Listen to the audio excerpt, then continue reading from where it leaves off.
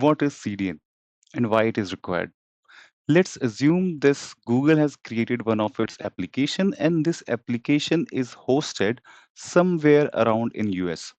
But a user from India or from Japan, they all are able to use this application or they all are getting the data within a seconds, within a fraction of seconds from this application. How is it possible that an application which is hosted thousands of miles uh, in a distance from me, I'm able to get data in a very less time? Not only me, all over the world, the consumers, they all are getting the same data or same application within fraction of seconds. So what they have created, is it possible that my data is moving faster than light? Uh, I guess no, because it is not possible. So what they have created, what they did to make this data transaction so fast so that I can use this application without any delay if the network is good. So for that, the CDN comes into the picture. And what is CDN? The CDN is content delivery networks. So I'm going to explain you all about this CDN and how it is integrated in your complete application backend. So if you know about CDN, then it's great. You can revise it. But if you don't know, then I will recommend you to must watch it. And in the end, you will find the system design questions so that you can understand that, okay, you are on right track. So without any delay, let's see what we are going to cover in this part. So first of all, we are going to understand that what is a CDN, what is POP, what is edge nodes. So I'm going to explain you all about it. These are the terms which are used for the CDN and how they all are relevant when we are going to understand it. Okay. Then CDN versus internal cache. So this cache or CDN are the same because caches are also used to provide data in a fastest way possible, because we don't want our application to run the complicated analysis every time. So we store some of the data uh, analyzed result into our cache servers, and those cache servers are providing those data to the complete world. But is the CDN and this internal cache are same? No, it's not. CDNs and cache serves totally different purpose, but they both are required when you are serving your customer globally. Okay, I will explain you that again. Fine. Next thing we are going to understand this Anycast routing. It's an interesting thing. This Anycast, we have talked about it earlier in the previous lectures, but again, I'm going to explain it that how this Anycast routing happens and why we need to learn it, because these all are interconnected to each other. When we understand it, then only we can draw the final picture which we need to understand. Okay, then we are going to understand the edge operation. This edge operation is nothing but the operation which is run by the CDN. Okay, then we are going to understand what is data invalidation. This is something which is which will make you someone who know the things in a detailed way, not just from the top. You are understanding the thing in a complete way. That is why this data invalidation is required, because you don't want to serve the old data or old website to your customer. That is why this data invalidation is here. So I will explain you this one too. Then we are going to understand the hardware specs. So what this industry is using for the CDN. Then we are going to draw the last diagram, the ultimate architecture diagram for the CDN, so that we can add all the components to each other to understand the complete flow. And in the end, we are going to run through few questions of the system design so that we can validate that whatever we have understood in this lecture is actually we understood. Okay, so let's go for this. What is CDN? Okay, so what is CDN? So for the CDN, we need to understand it in a flow so that we can understand these all three terms: global proxy network, this POPs, and these edge nodes. So first of all, these CDNs are a simple server. These simple servers contain the SSDs, the hard disk, and few part of RAM to operate it. if any something is running as a program, then you need the RAM too. So okay, so these servers are the one which contains some SSDs, some hard drives. Okay, so these servers are located at the nearest geolocation. What I mean by the nearest geolocation, so let's say if I'm going to host my web application on Google data center. So what I will do, I will host my application in one Google data center, which is it is my choice. I can host it anywhere. But I want to serve this application to the user available all over the world. Then what I will do, I will take the reference of all the geolocations where this Google data centers are present, and I will install one server at each location. What it will do? Okay, so let's say millions of people are using my application from all over the world. Let's say I'm from India, someone from Japan trying to access it. So what I will do, I will create one CDN server and I will install it, that CDN server at the geolocation of Japan. So in this way, what will happen? This when this Jap when this Japanese consumer try to access the application which I created, that particular request will go to that CDN server which is present at the Japan geolocation. Okay. So, but why I'm sending this particular request to Japanese CDN servers, not to my application servers? Because as I'm from India, this geolocation is completely, not completely, it is too far from that particular location. And if the data is going to travel from Japan to India, then it will take too much time and it will not resolve the issue of speed, because it will take too much time to just serve the data, and that I don't want. So what that particular Japan will do, at the Japan's location, there will be one data center, and that data center will have the CDN. This particular CDN is the one which will be connected to my main data center where I hosted the web application. Okay, so this is the global proxy network. This is called as global proxy network. What is this POPs? So and so in the Japan, uh, that particular data center where this CDN is installed, that is called the points of presence. That is called the point of presence. And what is the edge node? That particular CDN server which I installed there, that is called the edge node. That particular system is called the node, and that node is called the edge node. Okay, so how the traffic will go? A user from the Japan will try to access my website, then that request will go to the edge node, which is present inside the data center of Japan, and that particular request will come to my web application, which is hosted in India's data center. So in this way, this complete cycle will go. Okay, let's go to the next slide. Okay, so the CDN versus internal cache. We need to understand few more things. Uh, till now, I didn't give you the idea that why this particular request going through CDN to me, why not directly. I will provide you that data too. But first, we need to understand that what is the difference between the CDN and internal cache.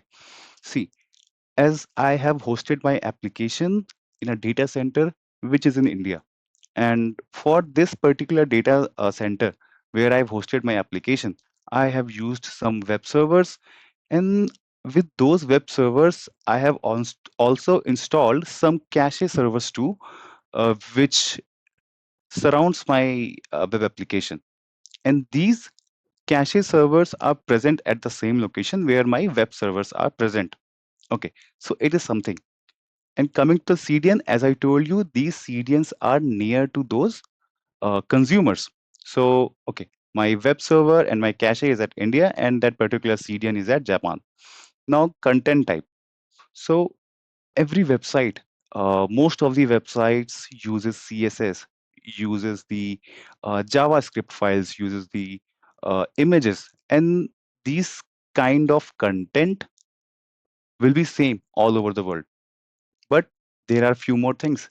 For the Japanese people, it is required that particular image will contain some data which have some Japanese written on it, because it might be possible that English is not suitable there for some people. Okay. So, and for India, it is possible that in some images, Hindi must be written there. And for other countries, other languages required. So how they are going to serve these all things from a single web server, how they are going to understand it. So in a CDN edge nodes, so in the edge nodes on the CDNs, they will provide some static data. What is that static data? That CSS, that JS file, images, and all the files which they are going to download, those are called the static data, which will not change over the time. And those things will be present inside the CDN edge nodes. And the data the data which is going to continuously updated or which needs some kind of analysis, that will become from my application from the web server. So okay, so when a user is going to load a website, that particular website will load the data from the edge node. What kind of data? The static files, the images, the JS, the CSS, these all things will be loaded from the edge node to the user. So we have resolved one thing. So whenever a user is going to open a website, the website will be open in just fraction of seconds because the data is very near to them. And because the data is very near to them, it will get transmitted to them very fastly. Okay, so we have resolved one thing, the hardware storage. As I told you, we need some storage which can hold data. RAMs are so expensive. We cannot use it every time and every place. So these edge nodes, they use expensive SSDs. Still, they use expensive SSDs so that they can provide you data in a very fast way. And this data is going to stay there for a long period, so we cannot use RAM. Okay. Primary goal, the reduce geographic network latency. As I told you, because the files are present near to them, it means the latency is reduced. It means the speed is increased. It means they are going to load the website in the fastest way possible. Okay, so this slide is completed too. Now, what is this Anycast DNS routing? So for that, we need to understand few things. Okay, so here we have three users. One is at United States, second is at United Kingdom, and third is at Japan. And what these three users did, they have requested the same URL at the same time. What will happen? At this time, okay, let me just enable the pen. Okay, so at this time, through the DNS resolver, they will get some IP. They will get some IP. What is this IP? It will be 1.2.3.4, 1.2.3.4, and 1.2.3.4. It is just an example IP. And what they all did, they all try to access www.myname.com. Let's say it is just some dummy website. They all are trying to access this www.myname.com, and they all got this 1.2.3.4 IP from the DNS resolver. And because there is one internet service provider who is handling this all request, this internet service provider is the one who is linking you, the user, to the internet. This internet service provider have this BGP. This BGP will route this IP to this nearest edge location. It is because the Anycast DNS routing. So for a single domain, they all users who are present in different geolocation, different country, they all got the same IP. It is the IP mirroring. It is this IP mirroring happen because of this Anycast. This Anycast enables you to provide the mirroring of IPs, which will be available all over the world, because you can just ping the google.com and you will find one IP. And from another country, if you try to ping google.com, you will find the same DNS IP. So in this way, they all user got this IP, and this IP is the one which will redirect us to the edge network. These edge network are what? These edge nodes. Sorry, these are the edge nodes. These edge nodes are what? These are CDNs. And what this CDN will have, this CDN will have the static images, JSS, CSS, and that all things will go directly to the user without even going to the web servers. Okay, so for that, what I will do, I will just remove these all things and try to explain you through the animation. So here is the animation. So first, the simultaneous request. Every user try to access this myname.com. Then what it will do, it will go to the edge nodes. And if in the edge nodes that particular data or particular request is not present, then it will go to the web application. Okay, so this is the Anycast DNS routing. If the local edge node doesn't have the file, they act as a proxies and make the long journey to the original data center. So because of the Anycast data routing, uh, the point is here is something if you are trying to access for this particular application for which I hosted the edge node at the nearest geolocation, if that particular data is not present inside that CDN node, then it will transfer that request to original server. But what will happen after that? Okay, so what will happen after that? So this is the scenario of cache miss versus cache hit. Okay, so first I will tell you that, okay, cache miss, how this cache miss will be behaved. So user requested a data which is in Japan and it will go directly to the CDN. The CDN didn't have that particular data and it will ask the original web application or web server that, hey, this data is not present. Please provide me data for it. That particular data center or particular web application server will send that data back to the CDN edge, and that CDN edge will store the copy of it. And after storing that copy, it will send that same data simultaneously to the user. So the next user, when they will come, they will find that data into the CDN edge, and the next user will not face this much delay while accessing that application. Okay. So let's say if something happened and this time the second user is which is coming, they can directly come to the CDN edge and they can get back the data. Okay, so we have provided the mechanism, the CDN mechanism, in which we have reduced the latency from 200 milliseconds to just 10 milliseconds. 200 milliseconds is something it will take to it will take the data from the users to the web application and from web application back to the user. But 10 milliseconds is something the edge node which is serving me, it will take only 10 milliseconds, it because this latency is completely driven by the physics. There is no theory in it. So the greater the distance, the greater the latency. Okay, now replacing old data.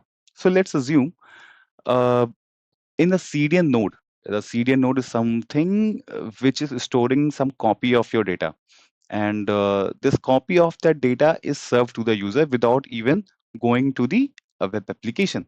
So let's say as a developer, I have updated few things in my website and I have pushed it, and in my web server that particular thing is running with the latest data or latest modification. But in the edge node, because of the prior queried because of the prior queries of the users, that old data is still present. Then what will happen? Okay, so from the public internet, I will go and try to access this myname.com. And because this myname.com data is already present inside this CDN edge, it will return back me the response, which is currently not good because it didn't have the updated data. So what it will do, because of that, this DevOps teams come to the picture. What this DevOps will do, this DevOps team will send this DevOps team will update the latest thing to my database or to my web application. And at the same time, it will send the invalidation API to the edge nodes. So my DevOps team is someone who is updating the data to everything. Okay, so for my web application, yes, they have updated it. And to the CDN edge nodes, they have sent the invalidation API. And this CDN edge nodes are smart enough to understand that if this invalidation API has come, then it means the data I have is not the latest one. So I have to delete the complete thing. So what they will do, the CDN edges will delete the complete data. So now what will happen? When the user is going to ask for the same data again or same URL again, then it will go to the CDN edge. But right now, the CDN edge node do not have any data. So what it will do, it will transfer the request to completely my web servers where my application is hosted. Again, this web server will send me back that data. It will be stored inside the edge node as a copy, and the same response will be sent back to the user. So in this way, we are going to replace the old data. But still, there are few places where the engineers don't like to or update the CDN edge node. So in that case, it might be possible that your user is going to use the old data, or sometimes what will happen, they have just scheduled the CDN servers in a way that after the certain period of time, that particular data will be deleted. So every time when user is going to request something, they will get the data from the web servers, but if only that particular data hit the timeout. Okay. Now coming to the CDN specification and technologies. So as I told you, the CDNs are the completely hard drive, and these are the massive array of NVMe SSDs. Infrastructure software under the hood, CDN edge nodes are powered by highly optimized reverse proxy software and global BGP network hardware. So the mainly you have to understand like this Cloudflare, this AWS CloudFront, uh, Google Cloud CDN. They are the providers which provides you the uh, functioning CDN servers, which have this massive array of NVMe's SSD and which is configurable too, based on the load which you are expecting from your website. And also you can automate the scaling of these CDNs too if you think that it might explode. The data, the users might query it from your application too much, then you can create an automation. You can use the automation of scaling, which these infrastructure industries provided. Okay. So we have understood most of the things. So let's understand the ultimate architecture flow. It is very simple. It will not take much time. So first, what will happen? Okay, so the user is going to request this www.myname.com. It will come to the CDN. Okay, so because the CDN have the data, so that is why it provided the data back to the user, and we have saved a lot of time which will take the user to get the data. Okay. Now coming to the second thing, let's say this data got missed. Then what will happen? After the CDN, the load balancer comes into the picture. After the load balancer, it will check that which web server I need to send the data. Then, okay, then it will send the data to that particular web server. This web server first check from the cache that, okay, do I have the requested data or not? Okay, so if the Redis have this cache server, Redis is my cache server. So if this Redis have this particular data, then it will directly send back that response. And if not, then it will go to the database and ask for that data. Once that data is reverted from that database, then it will store one copy into my cache server, and it will send back through the load balancer to CDN edge node, and that CDN edge node to user. Okay, so what is the final response? Okay, so the database is storing one copy at the Redis, and through the app server, it will provide it their data to the user using the original load balancer and CDN edge node. So that is the complete theory about the CDN. But CDN is the one which can make your web application lightning fast if you have users which are from far distance. If you have any application which is very restricted to some kind of locality, then CDNs are not required. You can just only use the web application which is which is executing near to that particular geolocation, and that will serve the same purpose too. Okay, fine. So let's come to the system design interview quiz. Okay, so I guess we have already covered most of the things, so it will not take much time. So does a CDN replace an internal cache? Short answer is no, because CDN and internal cache serves a different purpose. What are the okay? CDN cache is the one which will provide the static assets like this HTML, CSS images globally to reduce the network latency because these files are heavy, especially the images one and the HTMLs too. So if you transfer these files, it might create the latency issue. And coming to the cache is something which will contains the dynamic data, the processed data, and it will help the web application to not process the same data again and again, and user can get the processed data in a lightning fast speed. How do you force a CDN to update the file before the TTL expires? You can trigger a cache invalidation. As I told you, your DevOps team will be the one who will send this cache invalidation to your CDN so that CDN will delete the complete old thing. And when the user is going to use the particular URL, it will update with the new one. Okay. What is the difference between a push CDN and pull CDN? Okay, so again, this push CDN is something which is called the term which we have used, like the engineers actively uploaded the CDN servers ahead of time. Push is rarely used for massive modern apps due to storage cost. Okay, so it might be possible that you have to update few things, so the engineers will update your application as in a update state, like when your application is in a maintenance state. At that time they will push these changes to your CDN servers, and then when this application is on live, then user can use the corrected one. And pull is the one you will certainly you will provide some schedule there, and after the schedule it will be deleted, and again when the user is going to ask, then it will go and pull from the web server. So it will again increase the latency for the first few users, but for the customer satisfaction it is not the good approach. Push is the one which we should use. Okay, so coming to the last one, how do CDNs provide security against DOS attacks?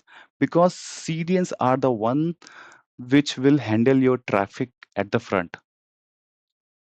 Earlier we were talking about the load balancer which were handling the traffic and which were handling the attacks from the users, like these DOS attacks. But currently we also started to use CDN, so this CDN come again in front of load balancer, and this Cloudflare and this AWS CloudFront, they have provided so much functionality so that we can configure and they will stop that particular malicious traffic at the front only, so that your web application will be completely isolated, because now you have two gatekeepers. One is CDN, second is load balancer. Then only your web servers comes into the picture. So it will provide you an extra level of security. So this is it for the video for the CDN. CDN is very interesting, and we all should use the CDN somehow. So because I think this CDN should be used, but it is not relevant to all the scenarios. So I guess this is all for the topic. And in the next part, I have something interesting for you. So stay tuned. And if you like it, then please subscribe it. And if you have any question or any doubt, then please let me know in the comments. I will answer you definitely. Thank you.